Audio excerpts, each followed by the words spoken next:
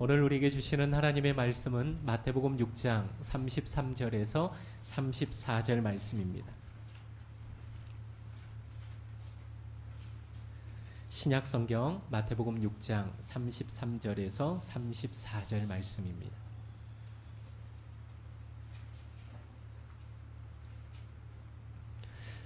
우리 하나님의 말씀을 한 목소리로 같이 천천히 힘있게 읽도록 하겠습니다. 시작.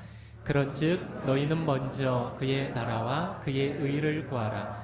그리하면 이 모든 것을 너희에게 더하시리라. 그러므로 내일 일을 위하여 염려하지 말라. 내일 일을 내일이 염려할 것이요 한날의 괴로움은 그날에 족하니라. 아멘.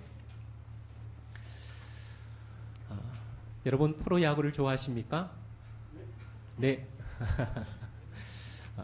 그럼 작년에 프로야구 한국 시리즈 우승한 팀이 어떤 팀이죠? 네, 장로님 별로 안 좋아하시는 것 같은데요. 네.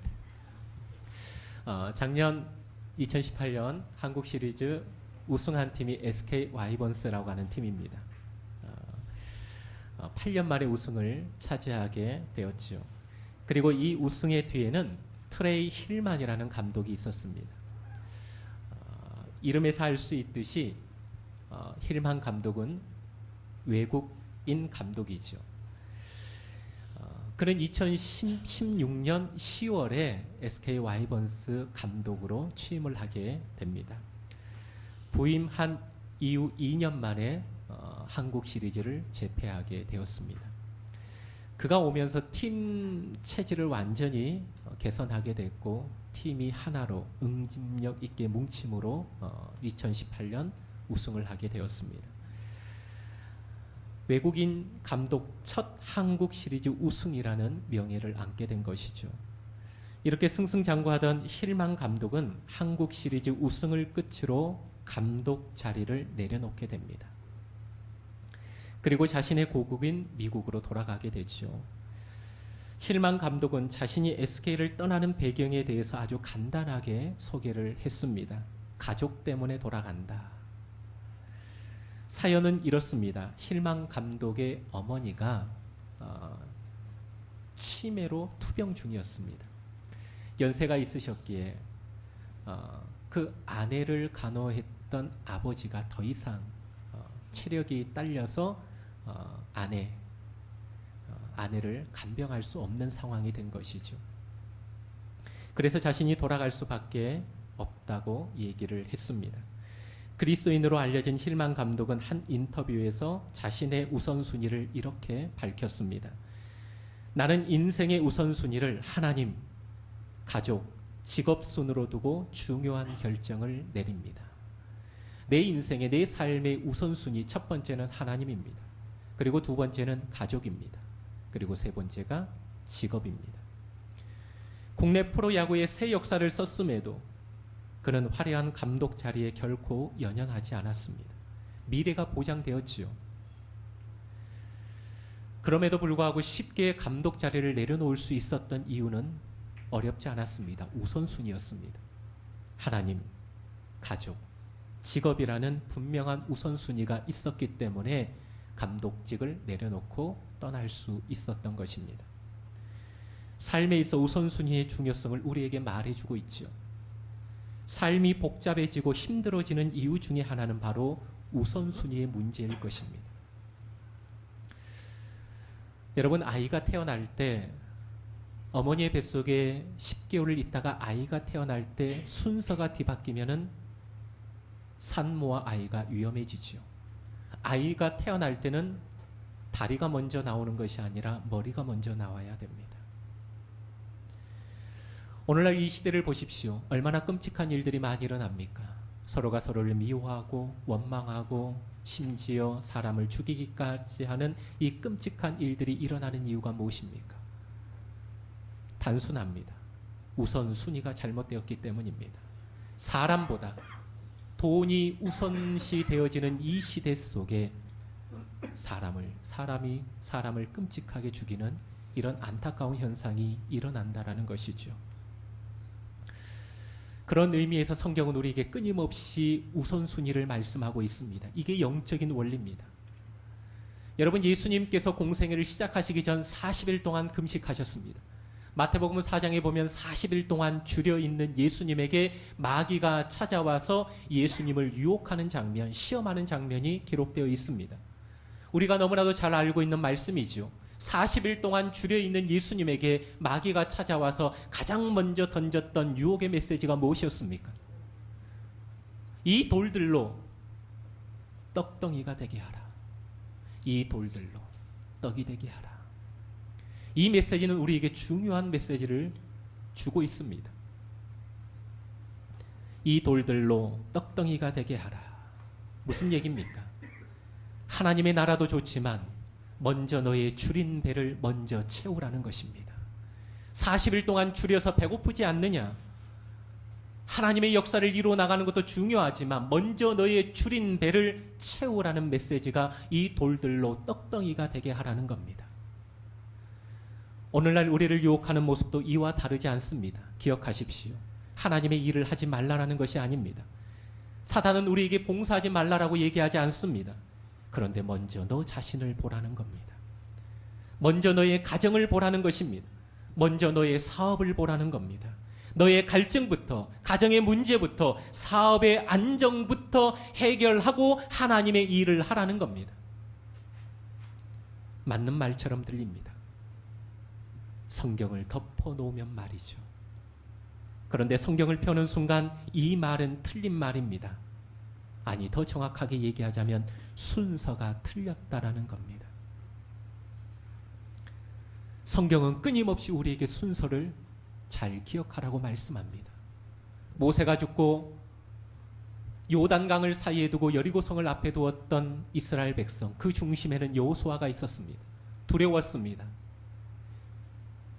저 여리고성을 어떻게 점령할까? 이 백성을 이끌고 어떻게 요단강을 건널까? 여호수아는 고민하고 갈등했습니다. 그러나 그날 밤에 하나님이 여호수아를 찾아오셨습니다. 그러면서 여호수아에게 말씀합니다. 여호수아에게 이러한 전략을 짜라, 이러한 무기를 준비해라 라고 주님이 말씀하시지 않았습니다. 여호수아 1장의 말씀을 보면 가장 중요한 메시지를 하나님은 여호수아에게 던졌습니다. 여호수아 1장 7절에 보니까 강하고 담대하여 모세가 내게 명령한 이 율법책을 다 지켜 우로나 좌로나 치우치지 말아라. 1장 8절에 이 율법책을 내 입에서 떠나지 말게 하며 주야로 그것을 묵상하여 그 안에 기록된 대로 다 지켜 행하라. 그리하면 내 길이 평탄할 것이요 네가 형통할 것이다. 하나님은 이스라엘 백성에게, 이스라엘 백성을 이끌고 나아가는 여호수아에게 어떠한 전략과 전술을 말씀하고 있지 않습니다. 가장 중요한 메시지를 지금 던지고 있습니다. 그것이 무엇입니까? 이 율법책을 내 입에서 떠나지 말라는 것입니다. 하나님의 우선순위의 관심이 무엇입니까? 여호수아의 가슴에, 이스라엘 백성의 하나님의 말씀이 떠나버릴까? 이것이 염려고 이것이 하나님의 두려움이었습니다. 사랑하는 성도 여러분, 우리는 지금 무엇을 바라보고 어떠한 것에 우선순위를 두고 있습니까? 여러분의 하루는 무엇이 먼저입니까? 여러분, 신앙은 두 종류의 신앙이 있습니다. 깡통 신앙이 있는가 하면 세기둥 같은 신앙이 있습니다. 깡통 신앙의 특징이 무엇입니까? 발로 차면 찌그러진다라는 겁니다. 왜 찌그러집니까? 속이 비어있기 때문입니다. 고난이 오면 쉽게 찌그러지는 신앙, 말 한마디에도 쉽게 찌그러지는 신앙, 이것이 바로 깡통 신앙입니다. 이유는 속이 비어있기 때문에 그렇습니다.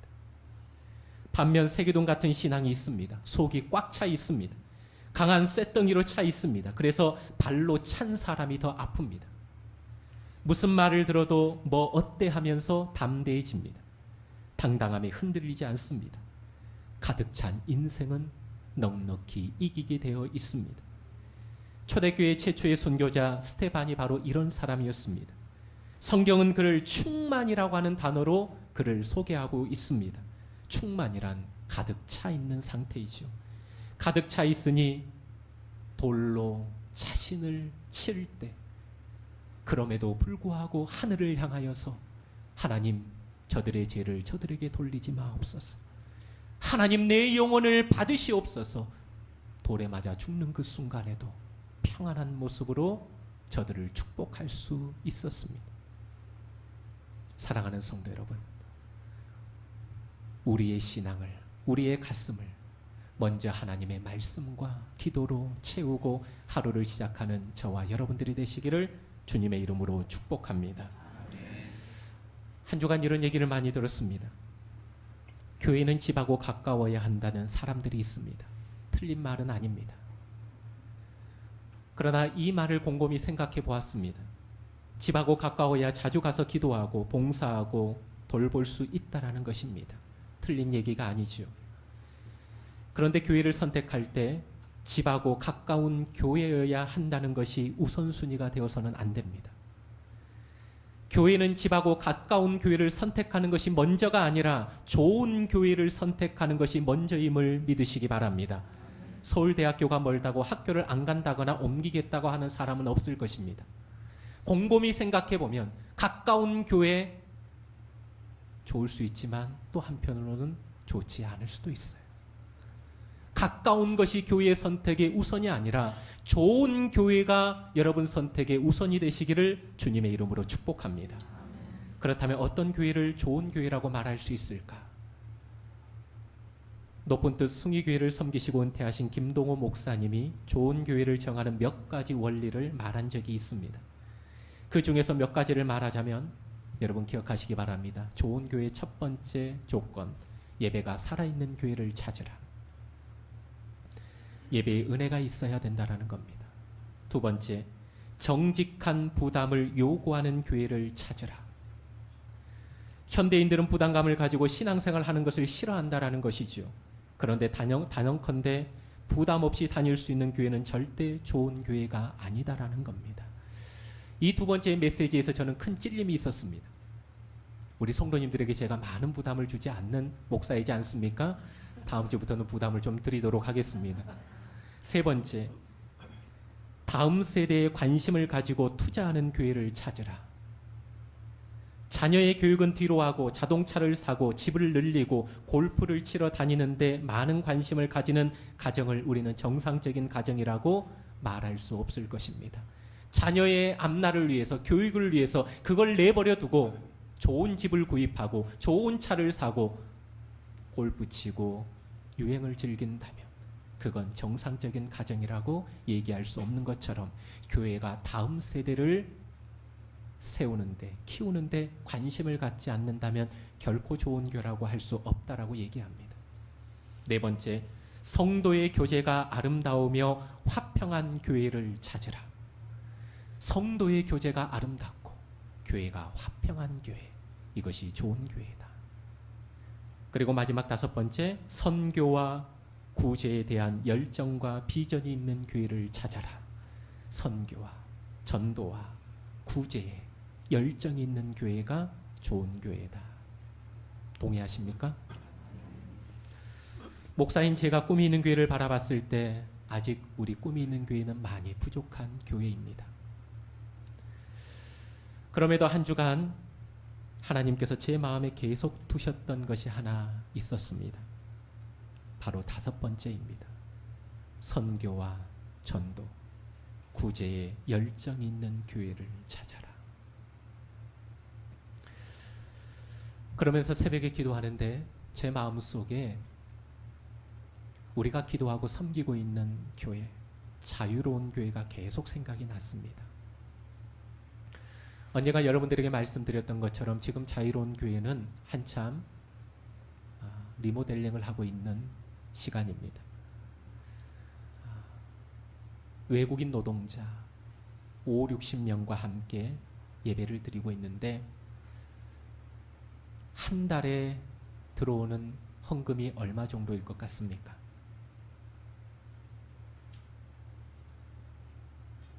한 달에 들어오는 헌금이 채 50만 원이 되지 않습니다. 수천만 원의 리모델링이 진행되고 있는 이 상황 속에서 이웃 교회들의 도움으로 인하여 지금 리모델링을 하나하나씩 해나가고 있는 상황입니다. 힘든 상황이지만 어느 순간 제 기억 속에서 우리 자유로운 교회가 조금은 멀어져 있었습니다. 이유가 무엇일까요? 우리 교회 코가 석자였기 때문입니다. 그 교회도 리모델링을 하지만 우리 교회도 지금 상황이 올 연말까지 비워줘야 하는 상황이고 교회를 알아봐야 되는 상황이었기 때문에 어느 순간 제 마음속에는 자유로운 교회가 조금은 멀어져 있었습니다. 그런데 한 주간 기도하는데 하나님께서 우리 꿈이 있는 교회의 기도 제목보다 자유로운 교회의 기도 제목을 제 마음속에 먼저 던져주셨습니다. 먼저 그 교회를 세우라는 마음이었죠. 하나님 보시기에 먼저인 건, 급한 건 우리 교회가 아니라 자유로운 교회구나 라는 마음이 계속 들었습니다. 그래서 금요일 날 통화를 하게 됐습니다. 목사님, 어떻게 지내십니까? 공사는 잘 진행되고 있습니까? 소화기로 들려온 목사님의 목소리가 조금 힘이 없었습니다. 이유를 알고 보니까 공사가 진행이 되는데 공사 인부 한 명과 함께 일을 지금 진행을 하고 있습니다. 어떠한 물건이 들어오면 목사님이 옷을 벗고 함께 물건을 나르고 뒷청소를 하고 이런 상황 가운데 있습니다. 그런데 2주 전에 목사님이 설교하기 전에 광고를 했답니다. 다음 주에는 우리가 지금 리모델링 하고 있는 이곳에서 예배를 드리고 오후에 잠깐 뒷정리 청소를 하겠습니다. 함께 해주시기 바랍니다. 2주 전에 광고를 했대요. 그리고 그 다음 주 어떻게 되었을까요? 출석한 인원이 절반이 줄었다고 합니다. 그걸 보는 순간 이 앞에서 설교하는데 설교가 제대로 나오지 않았답니다. 설교를 마치고 이 앞에서 많이 하나님 앞에 울었다고 합니다. 저 영혼들을 내가 끝까지 품고 갈 수 있을까? 이 사역을 잘 감당할 수 있을까? 그럼에도 불구하고 그 영혼들을 내려놓을 수 없는 자기 자신을 보면서 이것이 나를 향한 하나님의 계획이고 나에게 주신 하나님의 비전이구나. 대한민국, 경기도, 동두천 한가운데서 하나님이 저 목사님을 선교사로 파송하셨구나. 저는 그 마음이 계속 들어왔습니다. 지금 그 교회는 에어컨이 들어와 있지 않습니다. 공사가 진행됨에도 불구하고 그곳에서 예배할 수 없는 그런 상황 가운데 놓여 있습니다. 하나님께서 왜 제 마음속에 우리 꿈이 있는 교회가 먼저가 아닌 자유로운 교회를 제 마음속에 먼저 품게 하신 이유를 깨닫게 되었습니다. 사랑하는 성도 여러분, 우리 꿈이 있는 교회가 자유로운 교회를 먼저 세워갔으면 좋겠습니다. 이 먼저가 우리 꿈이 있는 교회 또한 세워가는 길임을 믿습니다. 자유로운 교회를 먼저 세울 때 하나님께서 우리 꿈이 있는 교회를 또한 아름답게 세워가실 줄 믿습니다. 하나님 보시기에 먼저를 붙잡고 우리가 그것을 이루어갈 때 그 이유는 하나님께서 책임져 주실 줄 믿습니다. 그 교회가 좋은 교회인 줄 믿습니다. 하나님의 먼저를 실천할 때 하나님은 우리의 삶을 책임지십니다. 오늘 말씀이 바로 너희는 먼저 그의 나라와 그의 의를 구하라. 그리하면 이 모든 것을 너희에게 더하여 주겠다. 믿습니까? 지난주에 참 재밌는 일이 있었습니다. 아내와 애들 셋이 함께 차를 타고 가는데 뒷좌석에 앉아있던 아내가 이런 얘기를 했습니다. 첫째 아이의 친구 얘기를 하더라고요. 제 첫째가 중학교 1학년인데 제 아들의 친구 이야기를 꺼냈습니다. 제 아들의 친구가 공부를 조금 잘해서 20만 원의 장학금을 받았다고 합니다. 속으로 조금 부러웠습니다. 그런데 그것보다 더 부러운 게 있었어요. 20만 원의 장학금을 받았는데 엄마 아빠 몰래 PC방을 간 것이 아니라 엄마 아빠 몰래 5만 원을 할머니에게 용돈을 드렸어요. 그것으로 끝난 것이 아니라 또 5만 원을 할아버지에게도 몰래 용돈을 드렸어요. 그리고 10만 원을 부모님에게 나중에 드렸습니다. 그런데 이야기는 계속 이어집니다. 그 5만 원을 받아든 할머니 마음이 어땠을까요? 공부 잘해서 장학금 받은 것도 예쁘고 기특한데 그 돈을 할머니 용돈 쓰라고 먼저 할머니에게 드렸을 때 그걸 받아든 할머니가 얼마나 기뻤겠습니까? 할머니가 그동안 모아두었던, 꼽을 쳐두었던 돈 30만 원을 그 손자에게 이렇게 준 거예요. 그걸 이 손자가 알았을까요? 이런 상황이 펼쳐질 것을 알았을까요? 아니요. 이것으로 끝나지 않았습니다. 할아버지는 이 손자가 너무 기특해서 뭐라고 얘기했을까요? 너 대학 들어갈 때 대학 등록금 내가 책임진다. 그렇게 얘기했대요. 별로 놀라시지 않으시는데 5만 원을 줬더니 30만 원이 돌아오고 5만 원을 드렸더니 대학 등록금이 책임진 겁니다. 그 학생이 공부 잘해서 장학금 받은 것이 부러운 게 아니라 그 귀한 돈을 가치 있게 쓰는 그 학생의 모습이 저는 너무 부러웠습니다. 할아버지 할머니의 사랑을 알고 먼저 할아버지 할머니에게 그 돈을 드릴 수 있는 그 마음, 하물며 먼저 그의 나라와 그의 의를 구하는 하나님의 백성의 삶을 하나님이 책임져 주시지 않겠습니까?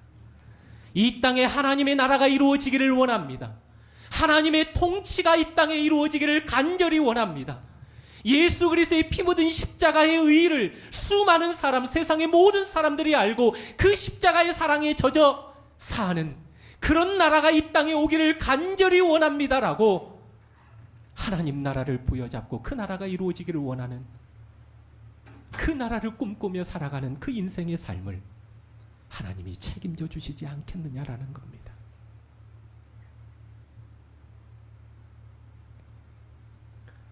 사랑하는 성도 여러분, 오늘 마태복음 6장 33절의 말씀이 저와 여러분들의 말씀이 되어지기를 주님의 이름으로 축복합니다. 먼저 그의 나라와 그의 의를 구하라. 한 가지만 더 말씀드리고 설교를 마무리하고자 합니다. 한 주간에 또 있었던 일입니다. 몇 분의 목사님들을 만나고 몇 분의 성도님들을 만났을 때 그 얘기 끝자락에 어떤 목사님이 이런 얘기를 하더라고요.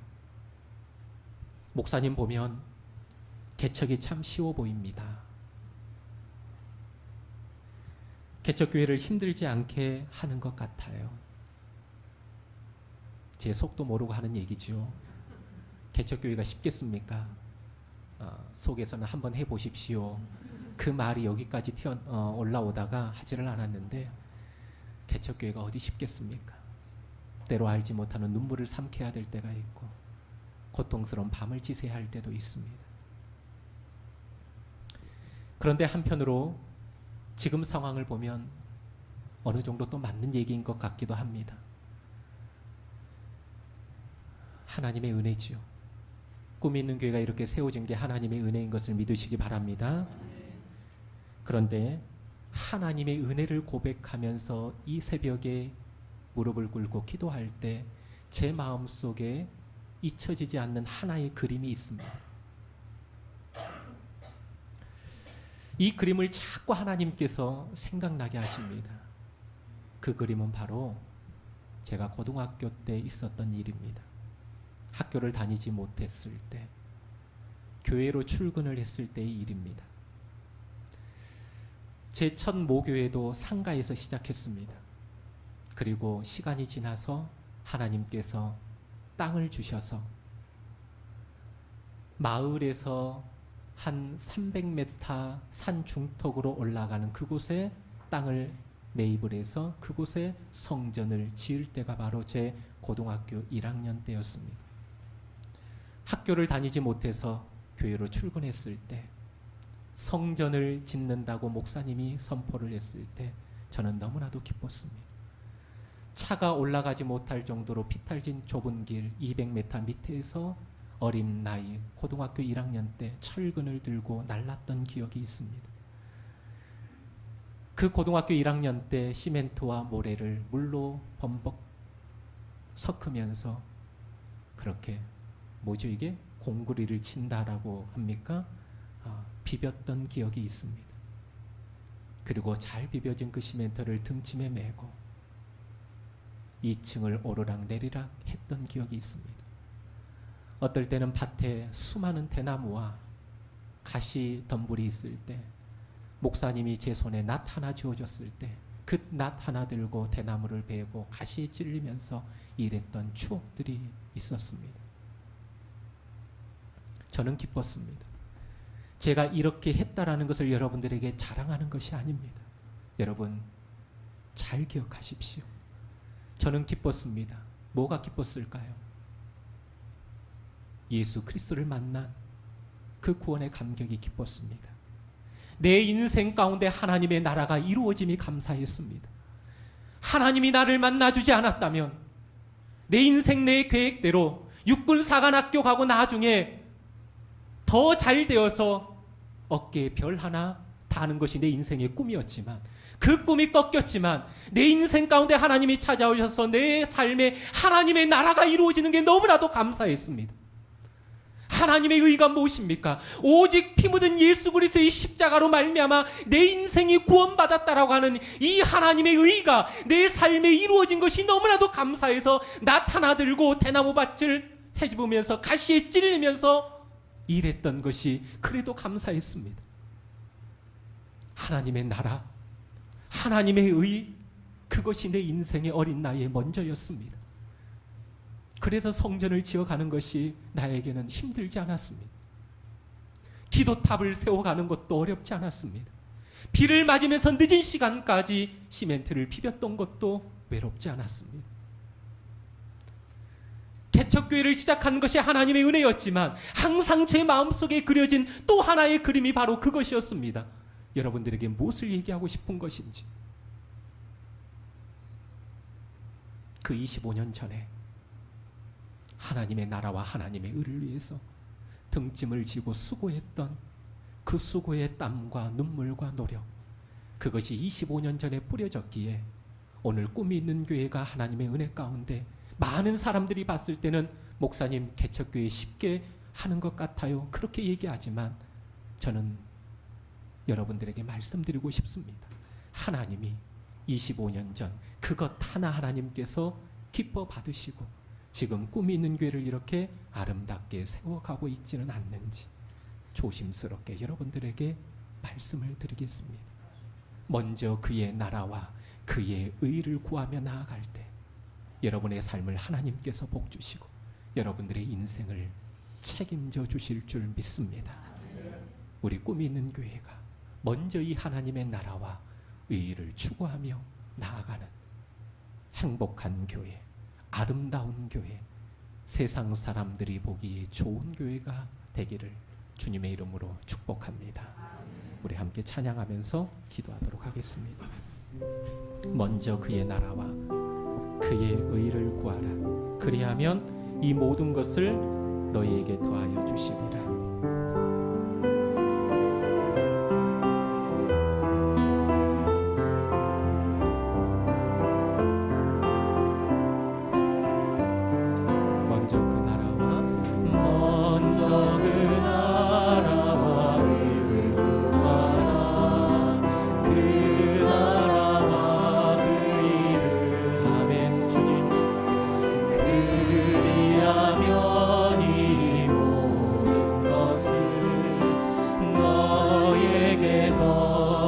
한번 믿음으로 고백합니다. 먼저 그 나라와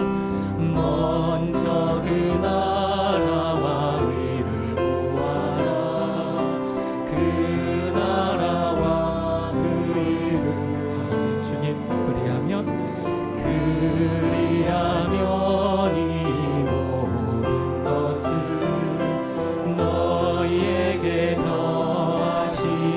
아멘. 할렐루야 할렐루야. 할렐루야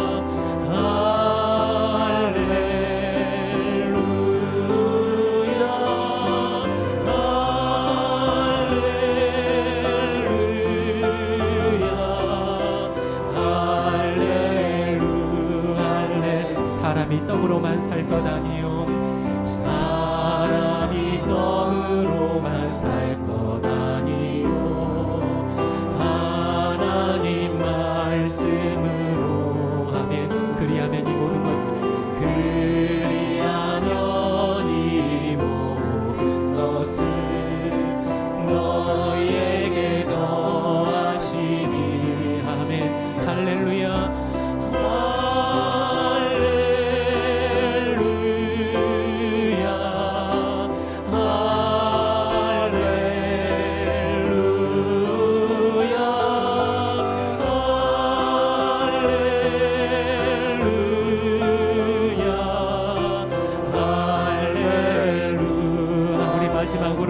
할렐루야 할렐루야 할렐루야 할렐루야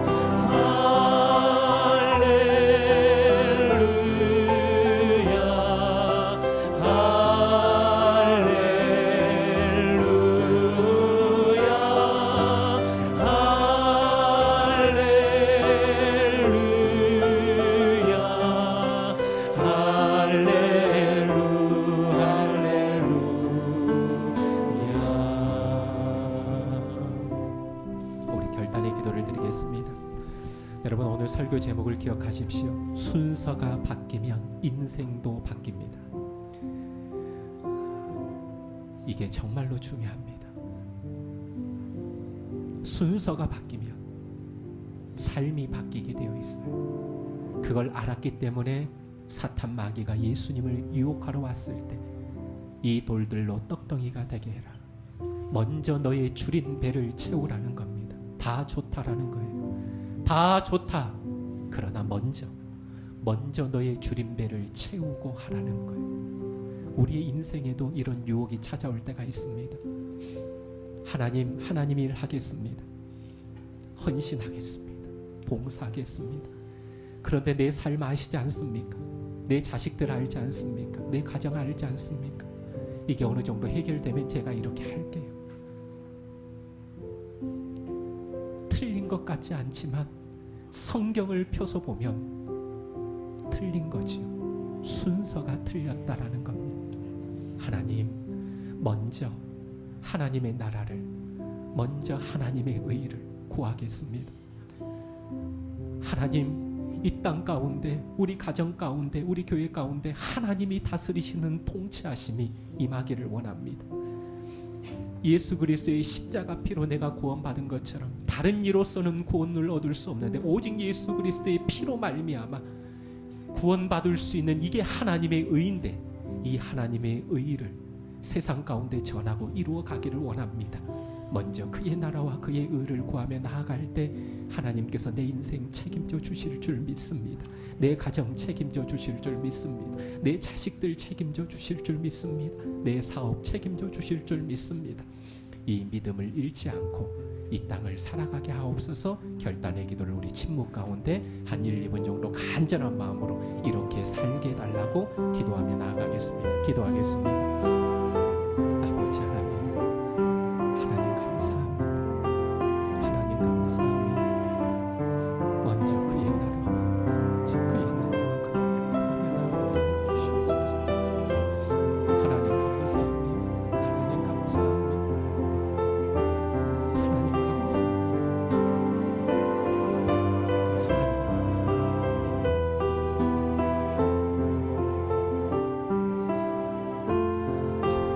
무엇을 먹을까, 무엇을 마실까, 무엇을 입을까 염려하지 않게 하옵소서. 공중의 새도 모으시 들에 핀 백합화도 입히시는 아버지, 먼저 그의 나라와 그의 의를 구하며 나아갈 때 우리의 인생 하나님 먹이시고 입히시고 채우실 줄 믿습니다. 이 믿음 가지고 이 땅을 살아가는 주의 백성들 되게 하여 주시옵소서. 결코 순서가 바뀌지 않게 하옵소서. 순서가 바뀌면 인생이 바뀝니다. 주여 기억하게 하옵소서. 주여 기억하게 하옵소서. 하나님 아버지, 순서가 바뀌면 인생도 바뀝니다. 성경은 우리에게 먼저가 있고 나중이 있다라고 말씀합니다. 두려워 떨고 있는 여호수아에게 이 율법책을 내 입에서 떠나지 말게 해라. 이 말씀을 주야로 묵상하고 그 가운데 기록된 것을 다 지켜 행해라. 하나님은 먼저를 여호수아에게 말씀하셨습니다. 사탄은 그걸 알고 40일 동안 줄여 있는 예수님을 찾아와서 이 돌들로 떡을 만들어서 줄인 배를, 너의 줄인 배를 먼저 채우라고 유혹하고 있습니다. 아버지 하나님, 이 사탄의 유혹은 오늘을 살아가는 우리에게도 동일하게 이루어집니다. 아버지 하나님, 순서를 바꿔버리는 이 사탄의 유혹 앞에 먼저인 것을 붙들고 살아가는 주의 백성들 다 되게 하여 주시옵소서.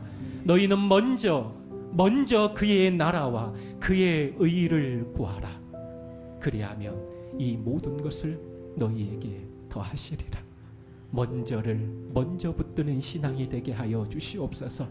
아버지 하나님, 그럴 때 우리 인생 하나님이 아름답게 책임져 주실 줄 믿습니다. 우리 꿈이 있는 교회가 하나님의 먼저를 붙들고 나아가는 멋진 교회가 되게 하여 주시옵소서.